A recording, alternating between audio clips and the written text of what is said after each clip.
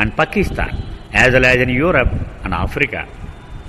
అంతేకాదు ఆయన అనుచరులు అమెరికాలోను, యూరప్లోను, ఇండియాలోను, పాకిస్తాన్లోను, ఇరాన్లో, ఇన్ని దేశాల్లో ఉండేవారు. వాళ్ళందరితో ఆయన సంబంధాన్ని కొనసాగిస్తూ ఉండేవారు. వాళ్ళతో ఉత్తర ప్రత్యుత్తరాలు, వాళ్ళు రమ్మన్న దర్శనానికి, లేకపోతే ఈయనే అక్కడికి వెళ్ళడం, ఇవన్నీ చేస్తూ ఉండేవారు.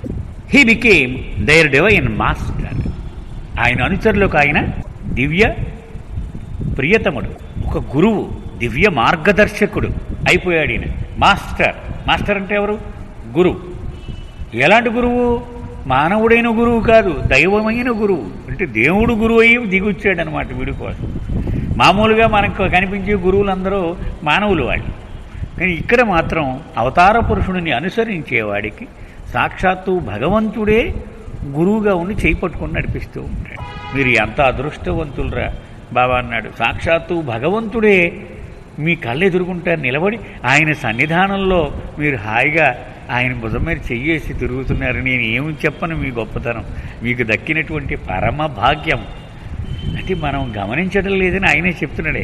అంటే ఆయన ప్రపంచంలో ఉన్నటువంటి నియమాలకు, సంప్రదాయములకు అవసరం లేకుండా నేరుగా నిన్ను నీ గమ్యమునకు తీసుకు వెళ్ళిపోగల సర్వసత్తాక అధిపతి అతడు. And through his intervention he lead them towards an ever deepening experience of spiritual love. మన జీవితాల్లో ఆయన జ్వరబడిపోతాడట ఒకసారి మనం ఆయన్ని గురువుగా అంగీకరించిన తర్వాత. అంటే మనమే పూర్తిగా అంగీకరించలేదనుకోండి, ఆ గుమ్మం బయటే ఉండిపోతాడు ఆయన, లోపలికి దూరడు మన హృదయంలో. చాలా కాలం, చాలా జన్మలుగా కష్టపడి ఈ సంస్కారములనే మూటను మోసుకుంటూ ఉన్నావు. అది మొయ్యలేక ఇబ్బందులు పడుతూ ఉన్నావు. నేను నీకు తారసపడి, ఒరే నాకు ఇచ్చేరారే ఆ మూట, నేను మోస్తాను, నేను హాయిగా పైలా పచ్చిసిలా కాలు చేతులు ఊపుకుంటాను ఉన్నాడు అని చెబుతాను. అలాగే బాబా అంటావు, ఈ మూట నెత్తి మీద ఇప్పటి వరకు మోస్తున్న మూటని నాకు ఇచ్చేద్దాం అనుకుని ఈ రెండు చేతుల మీద పైకి లేపుతావు దాన్ని. ఇలాగ లేపిన తర్వాత మళ్ళీ ఆలోచనలో పడిపోతావు, ఈయనకి ఇచ్చేస్తే ఏమైపోతావు ఇదంతా. అది ఎందుకు విలువలేనటువంటి అనర్థదాయకమైనటువంటి దరిద్రాన్ని అతి విలువైన వస్తువుగా నీవు ఎంచి నాకు ఎవడు మానేస్తా ఉన్నాడు. ఏమైంది, ఇప్పుడు నీ బుర్ర మీద మోస్తున్న చెప్పు నీకు అంత బాధ తల్లేదు, ఇప్పుడు చేతుల మీదకి ఎత్తేసుకున్నావు, ఈ చేతులు పీకేస్తూ ఉంటాయి, నీ బాధ పెరిగిపోయింది, నాకు ఇవ్వలేదు. ఏమైపోయిందో చూసుకో, నీ పరిస్థితి ఎంత దారుణంగా దిగజారిపోయిందో చూసుకుంటున్నారు బాబా. అంత దయనీయమైన పరిస్థితిలో మనం వెళతాం. ఆయన ప్రాపకం దొరికి ఆయనకి ఇవ్వాలని సంకల్పము కలిగి తిరిగి ఇది చేస్తే నా ఆస్తితో వాడికి రాసి చేసినట్టు అయిపోతుందేమో అని నీకు శంక కలిగి దీన్ని ఇవ్వకుండా ఇది ద్విగుణీకృతమైనటువంటి వ్యధను అనుభవిస్తూ వింత పరిస్థితుల్లోకి జారిపోతావు నీవు అని బాబా చెప్పాడు. అంచేత ఒకసారి మనం ఆయనను మన దివ్య మార్గదర్శకుడుగా మనము ఎంచుకున్నప్పుడు ఆయన మన జీవితాల్లో జ్వరబడిపోతాడు. అసలు ఆధ్యాత్మికపరమైన ఆ దివ్య ప్రేమ అంటే ఏమిటో అనుభవం ఇచ్చేస్తాట. అంటే ఆయన జ్వరబడితేనే ఆ అనుభవం వస్తుంది. అలాగే మనము కూడా ఎప్పటి వరకు మనము సంప్రదాయ సిద్ధముగా ఆచరించుబడుతున్న అనేక వికారములను గట్టిపెట్టి ఆయనకి మనం కమిట్మెంట్, అయ్యా నీ కట్టుబడి ఉంటాం ఇక్కడి నుంచి అని చెబితే అప్పుడు ఆయన టేకప్ చేస్తాడు మన కేసు. ఓకే, ఆయన పాదాల దగ్గర నీ శిరస్సును అంకితం చేయాలి. That is the price you have to pay.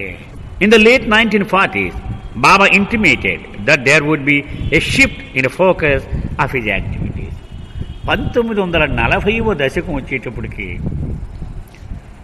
తన శిష్యులను, ప్రేమికులను సమావేశపరిచి బాబా చెప్తూ ఉండేవారు, నేను ఇప్పుడు దాకా చేపడుతూ ఉన్న కార్యకలాపాల్లో ఒక పెనుమార్పులు తీసుకురావాలని నేను సంకల్పం చేసుకుంటూ ఉన్నాను అని సూచనప్రాయంగా తెలియపరిచేవారు. The first hint of this ship was evident in the remarks he made as early as January 1949.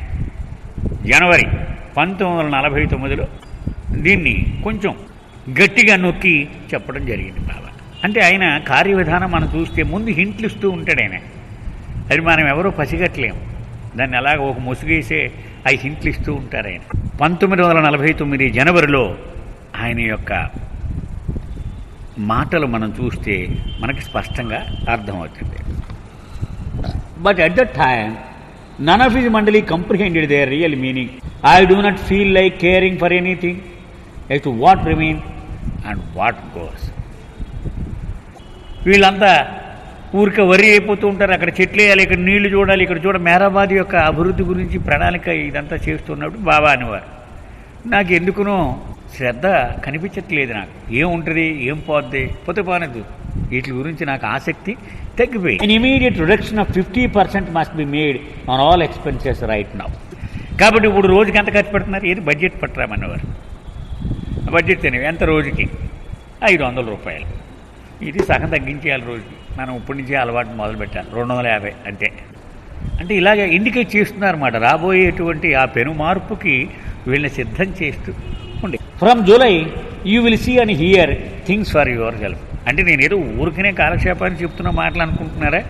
July నుంచి మీకు తెలిసిపోతుంది, అమ్మో చెప్పాడు బాబా ఇదనమాట అని మీకు మీరే గమనించగలుగుతారు నా మాటల యొక్క భావం ఏమిటో. 90% ది మండలి will have to leave me. ఇప్పుడు నన్ను అంటిపెట్టుకుని ఉన్నటువంటి మండలి సభ్యులలో 90% మంది నన్ను విడిచిపెట్టి వెళ్ళిపోవలసి ఉంటుంది. అంటే నాకు దూరంగా జీవించవలసి ఉంటుంది. And only 10% will remain with me. నాతో 10% మంది మాత్రమే మిగిలి ఉంది. In 1949 I have no trust left in anyone including my self. 1949లో బాబా అంటున్నారు, నాకు ఎవరి మీద నమ్మకం పోయింది, ఆఖరి నా మీద నాకే నమ్మకం పోయింది. All are pardon by me and God will pardon. అయితే మరి అలా ఉన్నందుకు నేను మిమ్మల్ని అందరినీ క్షమించేస్తున్నాను, భగవంతుడు నన్ను కూడా క్షమించుగాక. But henceforth no pardon is possible. అయితే 1949 వరకే ఇది. ఇక్కడి నుంచి మాత్రం ఇక ఎవరికి వాడే జవాబుదారీ. ఇది క్షమించడాలు, రద్దు చేసేయడాలు ఇవేం ఉండవు, జాగ్రత్త. You people have been with me for so many years. పాపం చాలా కాలం నుంచి ఉన్నారు మీరు నాతో. 1921 నుంచి ఉన్నవాళ్ళు ఉన్నారు బాబాతో. మరి ఆ గుస్తాజీ అనగా, ఆ పాతవాళ్ళు, ఘని అనగా, ఆ సదాశివ్ పటేల్ అనగా, వీళ్ళందరినీ మనం కూడు. I'm therefore responsible for your continued weakness. అంచేత మరి ఇన్నాళ్ళు నా శిష్యులుగా ఉన్నారంటే ఆచార్యుడిని నేను మీకు. కాబట్టి ఆచార్యుడిగా మీ బలహీనతలకు నేను జవాబుదారీ తీసుకోవాలి కదా. అంటే ఆయన పాదాలు ముట్టుకుంటున్నా ఉంటే అర్థం ఏంటండి? మన లోడ్ ఎప్పటికప్పుడు ఆయనకి ట్రాన్స్ఫర్ చేసేస్తున్నాం కదా, ఆయనే బాధ్యత తీసుకోవాలి కదా. But I do not want to take advantage of your weaknesses. కానీ నేను మీకు హామీ ఇస్తున్నాను, మీకున్నటువంటి బలహీనతలన్నీ నా దగ్గర ఒప్పుకున్నందుకు నేను దాన్ని వక్ర మార్గంలో వాడుకోవచ్చు. వీడు ఫలానా తప్పు చేసాడు, వీడు ఫలానా తప్పు చేసాడు అని మిమ్మల్ని. అలాగే నాకు శరణాగతి అయిపోయారు కాబట్టి ₹1 నాకు రాసిచ్చేవని నేను అడగొచ్చునండి, నువ్వు ఆస్తిపరుడు అయితే. అంతే కదా. ఆ బలహీనతను సొమ్ము చేసుకోవడం అంటే ఇదే దాని అర్థం. మన ప్రపంచంలో ఇప్పుడు చూస్తూ ఉన్నాం, గురువులంతా ఏం చేస్తున్నారు. I'm therefore warning you. అంచేత నేను ఒక హెచ్చరిక చేస్తున్నాను, మీరు గుర్తుపెట్టుకోండి. Not to succumb to this and avoid everything being washed away during 1949. అందుచేత నేను ఒక హెచ్చరిక చేస్తూ ఉన్నా, ఈ బలహీనతలకు మీరు లొంగిపోకండి. వాటితో నిరంతరాయమైనటువంటి పోరాటం సలిపి మీరే దాని మీద విజయం సాధించండి. 1949లో సర్వము మీరు కోల్పోయేలాగా మీరు చేసుకోకండి. అంటే నాశనం అయిపోకుండా మిమ్మల్ని మీరు రక్షించుకోండి. ఇలాంటి ప్రకటనలు బాబా అప్పుడప్పుడు చేసేవారు 1949లో. At this time, Baba warned the Mandali to keep a distance from the opposite sex. ప్రత్యేకంగా ఈ 49లో ఆడవారితో మగవాళ్ళు, మగవాళ్లతో ఆడవాళ్ళు చాలా దూరంగా ఉండాలి అని పదే పదే చెప్తూ ఉండేవారు మండలి వాళ్ళ విషయం. Even to the extent of not shaking hands. English వాళ్ళు కొంతమంది ఉండేవారు, షేక్ హ్యాండ్ అలవాటు, అది కూడా ఒకడినొకడు తాకడం కూడా నిషేధించేవారు బాబా. దెన్ నేను February 15, 1949, 1949లో ఫిబ్రవరి 15 నాడు Baba left for Mount Abu. A hill headquarters in northern India. ఉత్తర భారతదేశంలో ఒక పర్వత పర్యాటక ప్రాంతం, ఒక పక్క ఆధ్యాత్మిక వాతావరణం, ఒక పక్క ఆహ్లాదకరమైన పర్యాటక ప్రాంతం. అది మౌంట్ అబు. అంటే ఇప్పుడు బ్రహ్మకుమారి వాళ్ళ హెడ్ క్వార్టర్ అక్కడికి వెళ్ళారు Baba. This place in Rajasthan became his headquarters for the next 3 months. ఫిబ్రవరి 1949లో వెళ్ళారు. 3 నెలల పాటు అక్కడే ఉండిపోయారు బాబా. అంటే ఈవేళ అది ఎందుకంత ప్రాచుర్యంలోకి వచ్చిందయ్యా అంటే, అవతార పురుషుడు 3 నెలల పాటు అక్కడ ఉన్నాడే. From here Baba and a few of his men mandali went out on numerous trips to various places in the area to contact seekers of God, monks, yogis, advanced souls and saints. అక్కడ 3 నెలల పాటు బాబా తన మండలితో పాటు ఉంటూ అక్కడి నుంచి ఆ ప్రాంతంలో ఉన్నటువంటి మస్తులను, యోగులను, సాధువులను వీళ్ళందరినీ కూడా సాంగత్యం చేయడం జరిగింది. ఎక్కువ మందిని కలిశారు బాబా రాజస్థాన్ ప్రాంతంలో. Baba's contact with such souls were usually brief, although in the case of monks, he sometimes bathed, clothed and sat with them in seclusion for certain periods. సాధారణంగా బాబా ఇలాంటి మస్తులను, యోగులను కలిసినప్పుడు కాసేపే ఇలా కూర్చునేవారు. ఒక 10 నిమిషాలు వచ్చేసేవారు. ఒక్కోసారి 2 నిమిషాలు కూర్చుని అయిపోయింది మన పని అనేవారు. 2000 మైళ్ళు ప్రయాణం చేసి వెళ్ళి వాడు 2 నిమిషాలు కూర్చుని మన పని అయిపోయింది. అయితే మస్తుల విషయంలో మాత్రం ప్రత్యేకంగా ఉండేది. ఒక్కొక్క మస్తుతో కొన్నిసార్లు సుదీర్ఘంగా కూర్చునేవారు. ఇప్పుడు మహమ్మద్ మస్త్ కూడానే ఉండాలనేవారు. చట్టి బాబా వాడిని కూడా ఉండాలనేవారు. అలాగే అహ్మద్ నగర్ చెందినటువంటి ఆలీషా, ఇలా రకరకాలైనటువంటి మస్తులతో రకరకాలైన సాంగత్యం చేస్తూ ఉండేవారు బాబా. ఏకాంతంగా కొన్ని రోజుల పాటు కూర్చున్నటువంటి సందర్భాలు కూడా ఉన్నాయి. In some instances Baba would travel several 100 miles just to contact a particular mast. ఒకసారి కొన్ని 100,000 మైళ్ళు ప్రయాణం చేసేవారు ఒక్క మస్తును కలవడానికే. He alone knew the real nature and deeper significance of this work. ఆయన ఒక్కడికే తెలుసట ఎందుకు అలా వెళ్తున్నాడో, మిగిలిన వాళ్ళు ఎవరికీ తెలియదు. వాళ్ళకి మస్తు ఎక్కడున్నాడో ఏమిటో ఈ వివరాలే తెలుసు, కానీ అసలు వాడితో ఏం పని చేయదలుచుకున్నాడు ఆయన, దానికి ప్రాముఖ్యత ఏమిటి, ఇవి ఎవ్వరికీ తెలియవు. The Mandali merely followed his instructions and tried their very best to help him. మరి కూడా ఉన్న మండలి వాళ్ళు ఏం చెబితే చేయడమే. కూర్చోంటే కూర్చొని, నుంచో అంటే నుంచో, భోజనం చేయొద్దంటే మానేయడం, చేయమంటే చేయడం. ఆయన ఏం చెబితే అదే. On several occasions he explained that he enlisted the cooperation of monks in his work of giving a spiritual push to humanity. అనేక సందర్భాల్లో బాబా ఇలా చెప్పారు, మానవాళికి ఆధ్యాత్మికంగా ముందడుగును ప్రసాదించేటువంటి విషయములో మస్తుల సహాయము నేను తీసుకుంటాను. అలాగా అవతార పురుషుడికి మనం ఎంత పెద్ద ప్రేమికులున్నా మనం ఆ పిల్లకాయలతోటే సమానం. మస్తులు మాత్రం పెద్ద కొడుకులు లాంటి వాళ్ళు. వాళ్ళకి తెలుసు ఆయన విషయం ఏమిటో, ఆయన విలువ ఏమిటో, ఆయన దానికి ఇచ్చే ప్రాముఖ్యత ఏమిటో తెలుసు. వాళ్ళకున్న సామర్థ్యం ప్రకారం ఆయనకి సహాయం కూడా అందించగలిగినటువంటి శక్తి వాళ్ళకు ఉంది. In exchange for their help he helped them in their journey to God. అయితే వాళ్ళ దగ్గర సాయం తీసుకొని తను కూడా భగవంతుడి వైపు వాళ్ళు చేస్తున్న ప్రయాణంలో వాళ్ళని ముందుకు నెట్టి వాళ్ళకు కూడా ఆయన సాయం చేస్తూ ఉండేవారు. They are totally indifferent to the world, it's happening, sorrows and comforts. వాళ్ళు ప్రపంచం అంటే పూర్తిగా పట్టించుకోరు. అసలు అది ఉందా లేదా వాళ్ళకి అనవసరం.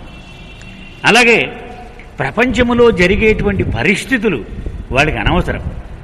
అందులో ఉన్న దుఃఖాలు అనవసరం, సుఖాలు అనవసరం. They live in God, with God and for God. వాళ్ళు భగవంతునిలోనే జీవిస్తూ ఉంటారు, భగవంతుడితో కలగలిసి భుజం మీద చెయ్యి వేసి జీవిస్తూ ఉంటారు, భగవంతుడి కోసమే జీవిస్తూ ఉంటారు. They are unaffected by climatic conditions, insufficient food and lack of sleep. అది 4 డిగ్రీల టెంపరేచర్ ఉందా, 50 డిగ్రీల టెంపరేచర్ ఉందా, కొండపోతగా వర్షం కురుస్తోందా, మండిపోయేలా ఎండ కాస్తుందా, ఇవేవి వాళ్లను ప్రభావితం చేయలేవు. అలాగే ఆహారం 10 రోజుల పాటు మానేసినా ఒకలాగే ఉంటాడు, తినడం మొదలెడితే వరుసనే ప్లేట్లు మనం నిండిపోయి ఇచ్చేస్తూ ఉంటే అలా తింటూనే ఉంటాడు. వాడికి ఏమి సంబంధం లేదు. అలాగే కొన్ని రోజులు సంవత్సరాలు నిద్ర లేకుండా చింత నిప్పుల్లాగా ఉండేవాడు కొంతమంది మస్తుల కళ్ళు. బాబా చెప్తూ ఉండేవారు, వాడికి నిద్రతో సంబంధమే లేదు. The keep healthy despite being regularly deprived of the necessities of life. జీవించడానికి అవసరమైనటువంటి వస్తువులు అంటే వనరులు అవి లేకపోయినా వాళ్ళు మహా ఆరోగ్యంగా ఉంటారట. ఎప్పుడు మనలాగా ఆకలి దప్పులు దాహాలు ఇవేవి వాళ్లకు ఉండవు. The journeys in church of must yogis and saints during this period were strenuous and undertaken with little food and rest. వీళ్ళని సాంగత్యం చేయడానికి బాబా జరిపినటువంటి పర్యటనలు గనక మనం కొంచెం లోతుగా చూస్తే చాలా శ్రమతో కూడినటువంటి పర్యటనలు అవన్నీ. ఆహారం సరిగా ఉండేది కాదు, విశ్రాంతి ఉండేది కాదు, నిద్ర ఉండేది కాదు, ప్రయాణంలో సౌఖ్యము సదుపాయం కూడా ఉండేవి. Those accompanying Baba went for days with little more than a half an hour of sleep each night. ఉదాహరణ చెప్తున్నాడు బాబూజీ, ఎంత కష్టంగా ఉండేదో. రోజుకి అరగంట మాత్రమే నిద్రపోవడానికి అవకాశం దొరికేదట పాపం కూడా ఉన్న సహచరులకి. అలాగ రోజులు రోజులు రోజులు రోజులు రోజులు రోజులు వెళుతూ ఉండేవారు. ఒక సందర్భంలో ఎరిచ్ చెప్పాడు, ఎన్నో రోజులు ఒక్క క్షణం కూడా నిద్ర లేకుండా ఉండవలసి వచ్చిందట అతనికి. అతను అన్నాడు, నా కళ్ళు రెప్పలు ఎలా పడిపోతున్నాయంటే ప్రపంచములో అత్యంత బరువైన వస్తువు ఏది అని నేను అడిగితే కనురెప్ప అని నేను సమాధానం చెబుతాను. ఎందుకని ఎన్ని క్రేన్లు పెట్టినా దాన్ని ఆపలేని పరిస్థితికి చేరుకున్నాను నేను. అలా పడిపోతూ ఉండేవి. అలా బాబాతో మాట్లాడుతూ కూడా అలా పడిపోతూ ఉండేవి. The travel mostly in crowded buses and in third class train compartments. వాళ్ళు ఎప్పుడు కిక్కిరిసిపోయిన బస్సుల్లో నుంచొని ప్రయాణం చేసేవారు. థర్డ్ క్లాసులో మనం బాబా జీవిత చరిత్రలో చదువుకుంటూ ఉంటే కిటికీల్లోంచే లోపలికి ఇరిచి బాబాని లోపలికి తోసేవాడు. కిటికీల లోపల లేకపోతే ఇరిచి లోపలికి దూరి బాబాని జబ్బలు పట్టుకొని లోపలికి లాగేవాడు. అలాగే కిటికీ ఖాళీ చేసి బాబాని బయటికి గెంతమనేవాడు. ఇలా తంటాలు పడేవాడు. ఎందుకని ఈ డోరు దగ్గర ఎప్పుడూ కిక్కిరిసిన జనం ఉండేది. అది లోపలికి వెళ్ళడానికి కానీ బయటికి రావడానికి కానీ అవకాశం ఉండేది కాదు. ఆఫ్టర్ కంప్లీటింగ్ ఈ journey to contact these secrets of God, Baba return to Mount Abu where he would go into seclusion to do what he called his universal work. ముఖ్యంగా మౌంట్ అబూలో 3-4 నెలలు ఉన్నారు అని బాబూజీ ఇప్పుడు చెప్తూ, అక్కడ ఆయన చేసింది ఏమిటంటే ప్రతిరోజు ఉదయాన్నే బయటికి పోవడం, రాత్రికి చేరడం, భగవత్ ప్రేమికులైనటువంటి మస్తులను అన్వేషిస్తూ వాళ్ళని సాంగత్యం చేస్తూ తిరుగుతూ ఉండేవాడు. తిరిగి వచ్చేటప్పటికి మళ్ళీ ఇంకొక కార్యక్రమంలోకి వెళ్ళిపోయేవాడు. ఏమిటది? ఏకాంతవాసం. ఎందుకట? నా విశ్వ కార్యక్రమమును చేయడానికి అనేవారు Baba. Although Baba's universal work would always remain a mystery for a mandali, they could see on an external level that it left him extremely exhausted and pulled down afterward. మండలి వాళ్ళు ఇన్నాళ్ళు ఆయనతో కలగలిసి సహజీవనం చేసినా వాళ్ళకు రవంతా కూడా అవగాహన లేకుండానే ఉండేదట. ఏమిటి ఆయన విశ్వకార్యం? బాబా ఏమిటి నువ్వు చేసే విశ్వకార్యక్రమం మాకు చెప్పవా అని అనేక పర్యాయాలు నేను అడిగాను బాబాని. కానీ నవ్వి ఊరుకునేవారు ఆయన, చెప్పలేదు. కానీ ఒక్కసారి నేను చెప్పవలసిందే బాబా అని ఒత్తిడి తెచ్చాక బాబా అన్నారు, నేను చెప్పగలను కానీ నీకేం అర్థం కాదు, అందుకు నేను చెప్పటం లేదు.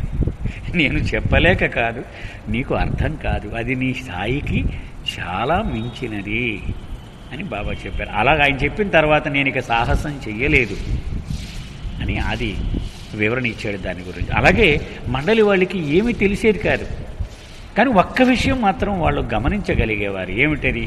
ఆ పని పూర్తిగా చేసి బయటకు వచ్చిన తర్వాత మొత్తం శరీరంలో ఉన్న శక్తి అంతా అణగారిపోయినట్టుగా నిస్సారముగా శక్తిహీనుడుగా అయిపోయేవారు బాబా. చాలా అలిసిపోయి నిస్సత్తువ ఆవహిస్తూ ఉండేది. It became apparent to the మండలి that the demanding schedule during this period was a hint of more hardships and difficulties to come. సరే, మండలి వాళ్ళు ఇది అంతా చూస్తూ ఉంటే భయం వేసిందట వాళ్ళకి. ఒక విషయం తెలిసి, ఏమిటి? ఎదర ఏదో ముసళ్ళ పండగ పెడుతూ ఉన్నాడు ఆయన. దానికి ఇంత ప్రమాదం, ఆయన మీద ఆయన ఇంత కష్టాన్ని వేసుకొని ఇంతలా ఎందుకు చేస్తున్నాడంటే దేనికో ఈయన ఇవన్నీ సిద్ధము చేసుకుంటూ ఉన్నాడు. రాబోయే భవిష్యత్తులో ఇంకా కష్టాలు, ఇంకా ఇబ్బందులు, ఇంకా ఇక్కట్లు మీద వేసేసుకుంటాడు ఆయన, మనందరికీ సిద్ధం చేస్తూ ఉన్నాడు అని వీళ్ళకి ఒక రకమైనటువంటి ఆందోళన ఆవరించింది.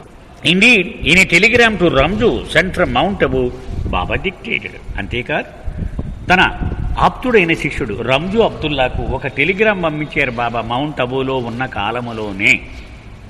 ఏం పంపించారో మీకు ఇక్కడ చెప్తాను, దాన్ని బట్టి మీరే దాన్ని కొంత పసిగట్టొచ్చు మీరు. The last 2 strenuous midsummer must trips done during my illness have told severely on my health. ఇదివరకు అతి ప్రయాసతో కూడినటువంటి ఆ వేసవకాలంలో 2 మస్తు ట్రిప్పులు చేశాను నేను పూర్వం, గుర్తుంది కదా. నా ఆరోగ్యం మీద తీవ్రమైన ప్రభావాన్ని చూపించాయి అవి. But this is not even the shadow of the 1959 personal disaster. 1949లో వ్యక్తిగతముగా నాకు ఒక ఉపద్రవం సంభవించబోతూ ఉన్నది. దానితో పోలిస్తే ఇది ఛాయా మాత్రము కూడా కాదు, నీడ కూడా కాదు. అంత కష్టం ఎదర మన కోసం సిద్ధంగా ఉంది. ఇన్ఫార్మ్ మండలి at Nagar Meherabad and on the hill. నగర్లో ఉన్నవాళ్ళు, మేరాబాద్లో ఉన్నవాళ్ళు, అలాగే కొండ మీద ఉన్నటువంటి మండలి ఉన్నారే, వాళ్ళందరికీ నా మాట చెప్పు ఇది అని బాబా సూచన ప్రాయముగా రాబోయేటువంటి పరిస్థితి ఎలా ఉంటుందో తెలియజేశారు. Baba had previously hinted that he would soon have to face a personal disaster. బాబా సూచన ప్రాయంగా అంతకుముందు నుంచి చెబుతూ వస్తూ ఉన్నారు, వ్యక్తిగతముగా నేను ఒక ప్రమాదము అంటే ఉపద్రవము లాంటి పరిస్థితిని ఎదుర్కోవలసి ఉంటుంది. From his mood during this period it was evident that some important and drastic change was in the air that was at to be disclosed. అందరూ కూడా ఈ మాటలన్నీ విన్న తర్వాత ఏదో ప్రమాదం మాత్రం రానున్నదయ్యా, మనకు తెలియటం లేదు, ఎటు నుంచి వస్తుందో ఏ రూపంలో వస్తుందో మనకి రహస్యమే, కానీ ప్రమాదం మాత్రం రానున్నది. In June after stay of 3 months at Mount Abu, Baba called for a gathering of his close men to be held at Mehrabad from 15th to the 20th of August 1949. 3 నెలలు ఉన్నారు బాబా అక్కడ కదా. 3 నెలలు అవగానే అర్జెంటుగా ఆయన నిర్ణయం ఒకటి తెలియపరచమన్నారు తన మండలి వాళ్ళందరికీ. ఏమిటట అది? మెహరాబాద్లో ఆగస్టు 15 నుంచి 20 వరకు 1949లో అన్నమాట ఒక ప్రత్యేకమైన సమావేశము నిర్వహించబోతూ ఉన్నాను. అందరూ పురుష అనుచరులు దానికి హాజరు కావలసి ఉంటుంది అని అక్కడి నుంచే వర్తమానం. బాబా ఎప్పుడూ కూడా సడన్గా 24 గంటలో ఇవ్వడమే కాదు, ముందు ఏడాది ముందు నుంచి కూడా ఆయన ప్రణాళిక తయారుగా ఉంటూ ఉండేది. అయితే మార్పులు కూడా అంత వేగంగానే జరుగుతూ ఉండేవి. Arrangements for his crucial gathering were made months in advance. కొన్ని నెలలు ముందుగా బాబా దీన్ని హెచ్చరిక చేశారు. దీనికి హడావుడి మొదలైపోయింది. అంతా ఏర్పాట్లు చకచక జరిగిపోతూ ఉన్నాయి. At this meeting Baba said, so ఆ మీటింగ్లో మేరాబాద్లో బాబా ఏం చెప్పారు? that he planned to disclose a dramatic change in his outer activities and that he intended to discuss and decide the Mandali's future. ఏం చెప్పారంటే బాబా, ఇప్పుడు దాకా నేను నిర్వహిస్తూ ఉన్నటువంటి కార్యకలాపాలన్నిటినీ ఫుల్ స్టాప్ పెట్టేసి ఒక నూతన జీవన విధానమును ప్రారంభించబోతూ ఉన్నాను. నా కూడా ఉన్నటువంటి నా మండలి సభ్యుల భవిష్యత్తును తిరగరాయి అల్చుకున్నాను, మార్చేస్తున్నానంత అని ఆ సమావేశంలో సూచించారు.